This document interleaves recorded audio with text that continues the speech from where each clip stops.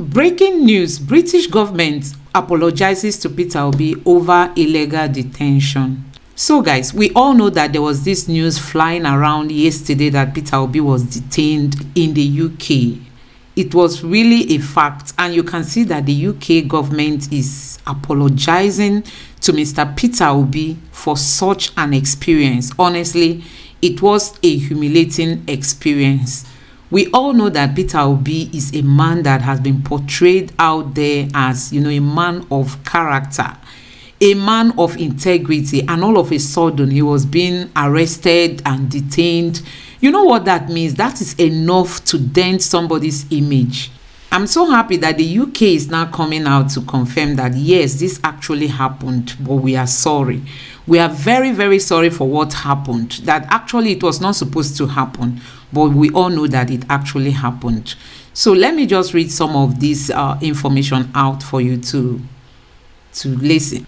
The United Kingdom government has apologized to Peter Obi after immigration official admitted he wrongfully handed him a detention note in search of a man who impersonated him to commit perjury, forgery, and identity theft. They also said the uncomplimentary treatment he received was completely unacceptable and issued a personal apology. Frankly, the immigration official's action has been appalling, and we are sorry.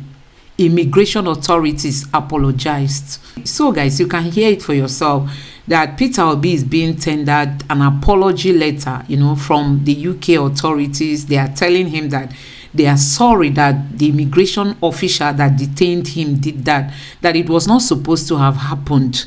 But since it has happened, they don't have any other option than to say, I'm sorry to Mr. Peter Obi. So I'm so happy that they are coming out to, tender this apology, publicly for the whole world to see it, that Peter Obi remains a stainless politician. Peter Obi remains an impeccable politician. No matter how you try to look at it, Peter Obi has tried, to keep his name unstained.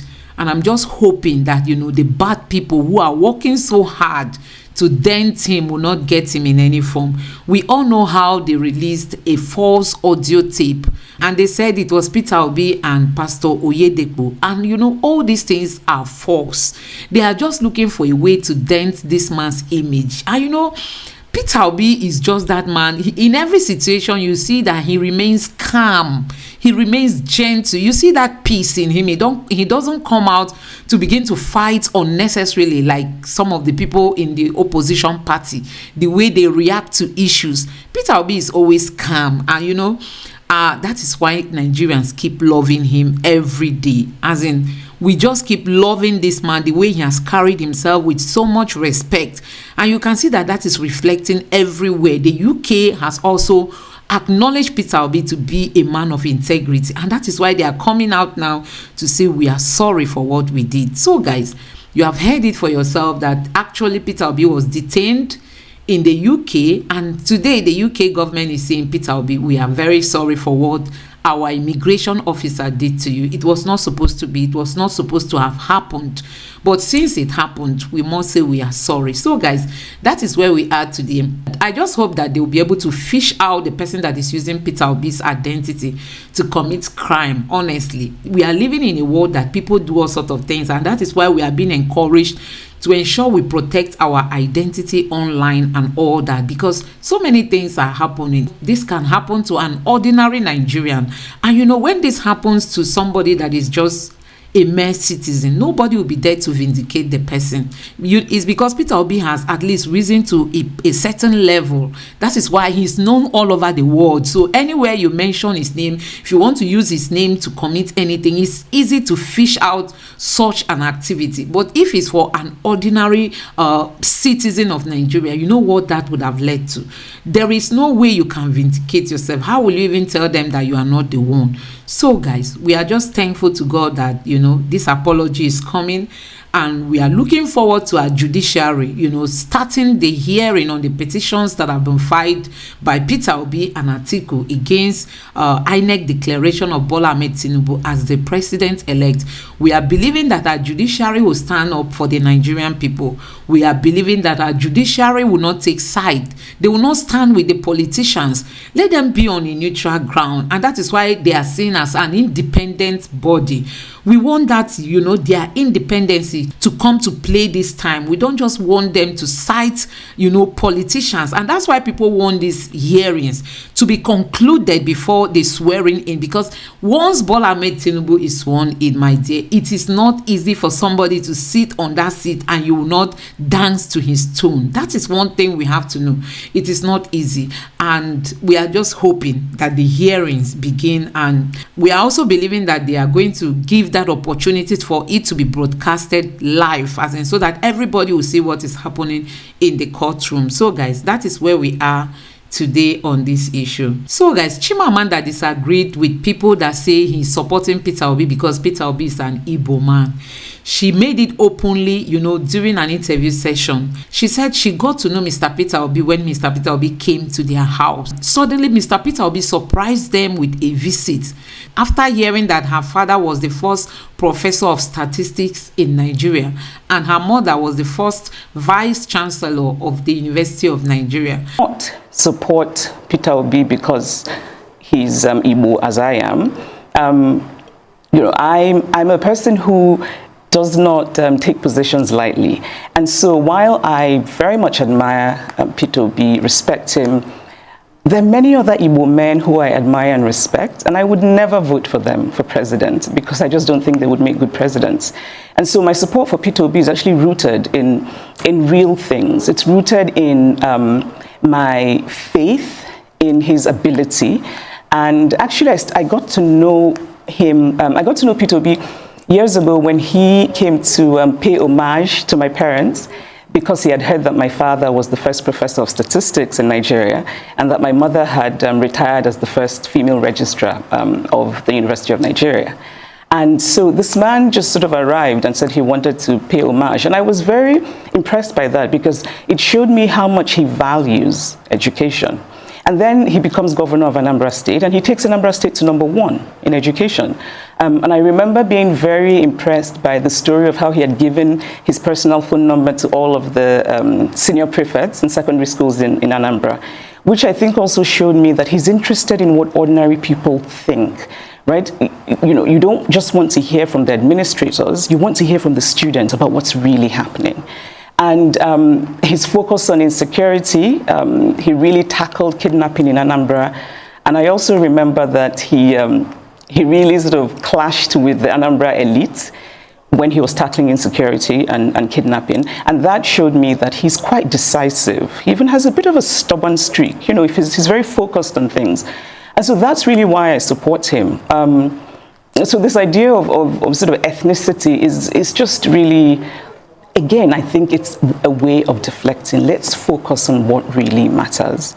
It's unfortunate that, and can I just say that I think that it's only one part of the political spectrum that is politicizing ethnicity. And I think it's very unfortunate. I don't think most people in Nigeria really care about ethnicity as much as they care about having a country that works. We want good leadership. We want the hospitals and the schools and the roads to be good. And and that affects everyone. Igbo, Yoruba, Ijaw, it affects everyone. So guys, a former ex-vice governor of Lagos State, before the election, she has said that if Tinubu wins, that she's going to go on exile, and now that they've declared Tinubu the president-elect, she said her life is being threatened. She's like condemning what people are trying to do to her. We are now living in a society where you cannot take your stand, as in when you take your stand, they will come to fight you for taking your stand. We all know how, our politicians use a tribe and all that to divide us during this election. And it's still playing out even after the election. You can imagine this woman as an ex-vice governor, the first democratically elected vice governor of Lagos State. Her life is being threatened now because she didn't support Bola Ahmed Tinubu. Oh my God. What kind of country are we living in? What kind of country are we living in? And she says she's receiving all sorts of threats to her life. That is not supposed to be. Let's build a Nigeria where we all can feel belong. This was what happened during Buhari's emergence. Buhari said those that didn't vote for him will not get the benefits of his government, and we all know how that finally played out. People from the southeast were being cut off. I mean, totally cut off when it comes to this Buhari's administration. When you go to places in the southeast, you begin to wonder if southeast belong to Nigeria.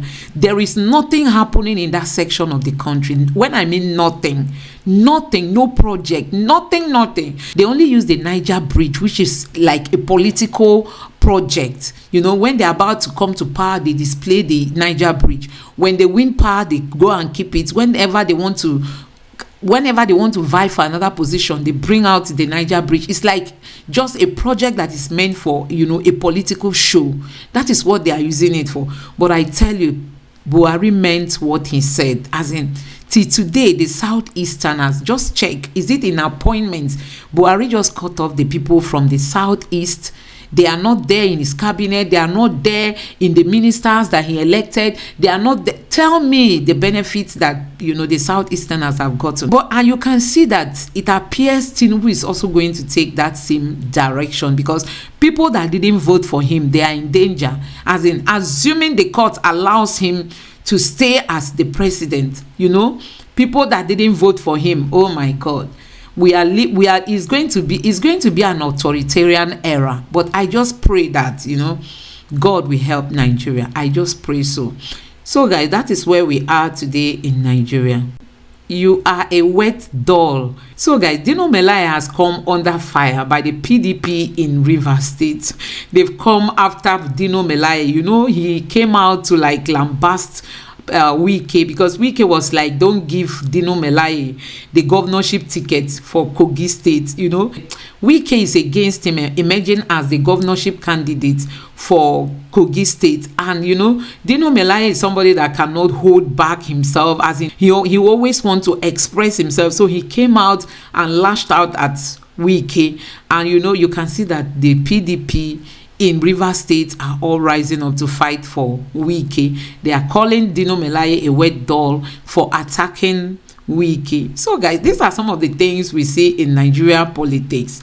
I just hope that Wike, since his tenure is about to end, why not quietly leave and allow those that want to come in? You have enjoyed your own 8 years as a governor. If Dino Melaye feels he's qualified to be the governor of Kogi State, why not let him go and vie? The people of Kogi State might want to give him a chance.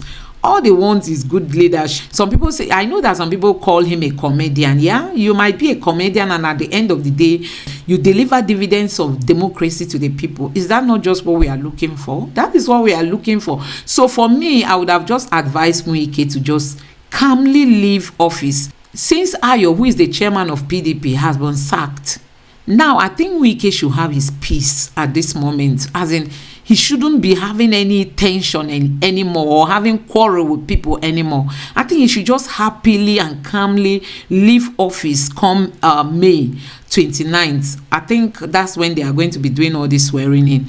Come May, or whenever they are going to do the swearing. For me, I think he should just calmly leave office and allow the older politicians to just, vie for positions they want to vie, and let's see how all this play out. So guys, we are hoping that Nigeria will be restored back to its path to glory.